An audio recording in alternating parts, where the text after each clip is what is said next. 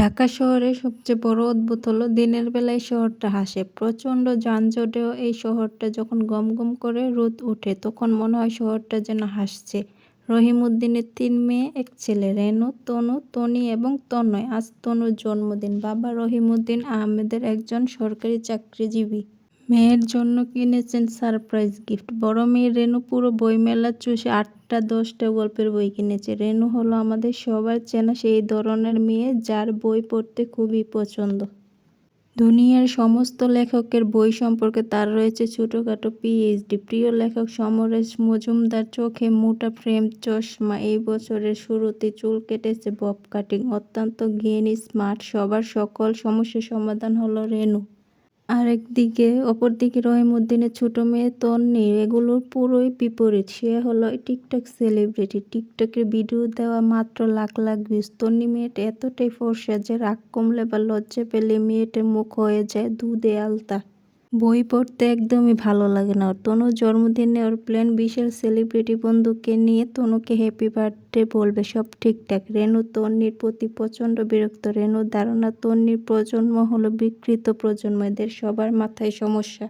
রহিমউদ্দিনের একমাত্র ছেলে তন্ময় বিশ্ববিদ্যালয় থেকে এবছর অনার্স মাস্টার্স শেষ করেছে। তন্ময়ের প্রধান লক্ষ্য হলো বিসিএস ক্যাডার হওয়া। ওদের ক্লাসের সবচেয়ে সুন্দরী এবং তন্ময়ের দীর্ঘদিনের ক্রাশ ছিলেন যে মেয়েটার বিয়ে হয়ে গেছে একজন ক্যাডারের সাথে। মিশকালা মোটা বুড়িওয়ালা লোক, মাথায় রয়েছে টাক।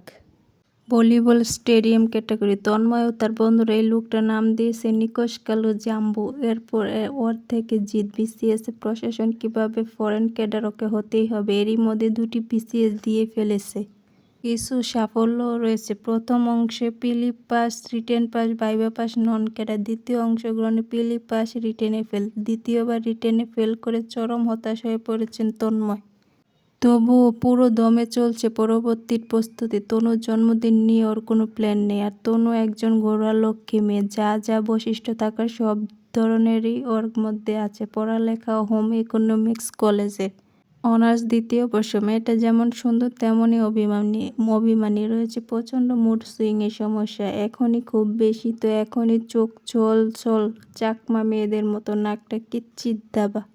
এটা যেন তার সৌন্দর্য আরও বৃদ্ধি করে দিয়েছে। তবে আজ তনুর মন খারাপ। ওর একমাত্র বন্ধু শুভ প্রতিটি জন্মদিনই কোনো না কোনো কাহিনী বাঁধিয়ে বসে থাকে। তার তনুর পুরো জন্মদিন খুশিটা নষ্ট করে দেয়। তবু মেয়েটার অনেকগুলো অদ্ভুত বৈশিষ্ট্য আছে। সেগুলো একটি হলো, এই মেয়েটার মন খারাপ হলে প্রচুর সাজগুজ করে, গুছিয়ে শাড়ি পরে, চোখে কাজল দেয়, চুলগুলো সুন্দর করে খোঁপা বাঁধে, অথচ চোখে থাকে ছলছল অনেকটা বৃষ্টি। আগের মেঘলা আকাশ যেমন। ও শুভর সাথে তনুর পরিচয় সেই কলেজ জীবন থেকে। শুভর পড়ালেখা ঢাকা বিশ্ববিদ্যালয়ে বায়োকেমিস্ট্রি ডিপার্টমেন্টে।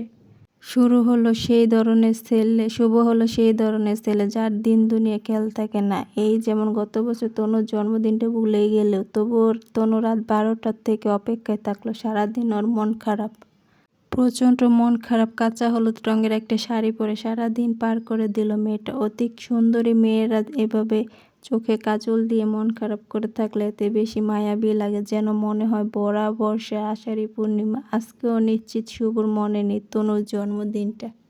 বিসিএসে রিটেনে ফেল করার পর ডিপ্রেশনের পর করেছে তন্ময়। সাইকিয়াট্রিক ডাক্তার ধরিয়ে দিয়েছে গোটা দশকের ঘুমের ওষুধ। সেগুলো খেলে বিসিএস প্রিপারেশনের সমস্যা হয় বলে তন্ময় সেগুলো খাচ্ছে না। ইউক্রেন এবং রাশিয়ার যুদ্ধ সম্পর্কে পরে ফাটিয়ে ফেলতে হবে আজকে। এদিকে রাশিয়ার প্রেসিডেন্ট পুতিনের বায়োডাটা নিয়ে হয়েছে বিশাল সমস্যা। বিভিন্ন বইয়ের তথ্য বিভিন্ন রকম। তন্ময় সেই ভোর 5টা থেকে পড়ছে পুতিনকে নিয়ে কোচিংয়ে। 100 মার্কের এক্সাম। ওর দরজায় কে যেন নক করেই চলেছে। প্রচণ্ড বিরক্ত নিয়ে জিজ্ঞেস করলো, কে ভাইয়া, দরজাটা একটু খুলবি? আমি রেনু।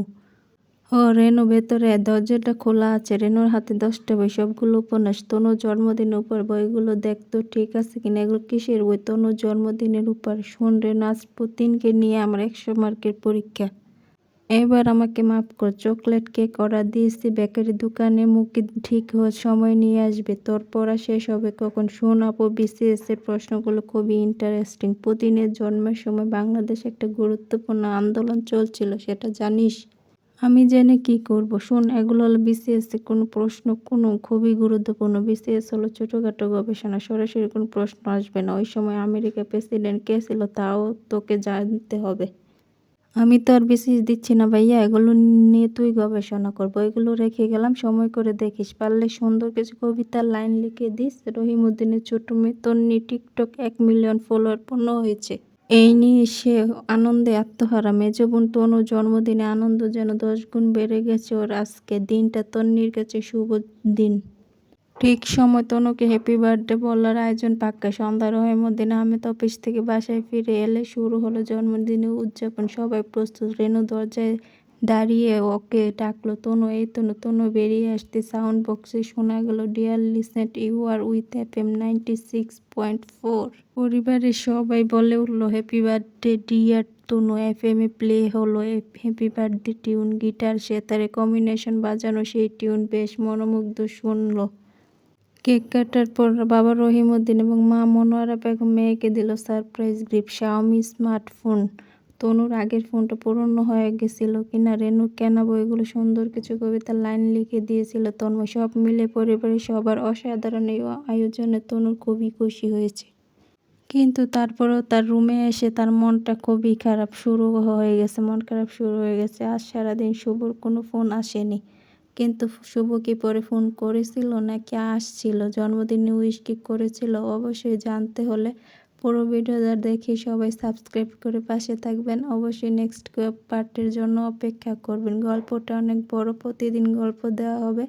মিনি কুকিংয়ে সবাই বেশি বেশি সাপোর্ট করবেন। আর পুরো ভিডিওটা দেখে অবশ্যই একটা সাবস্ক্রাইব করে যাবেন। আর সবাইকে অনেক অনেক ভালোবাসা রইল। সবাইকে অনেক অনেক ধন্যবাদ। সবাই সবসময় পুরো ভিডিও দেখে অবশ্যই লাইক, কমেন্ট, শেয়ার করে যাবেন।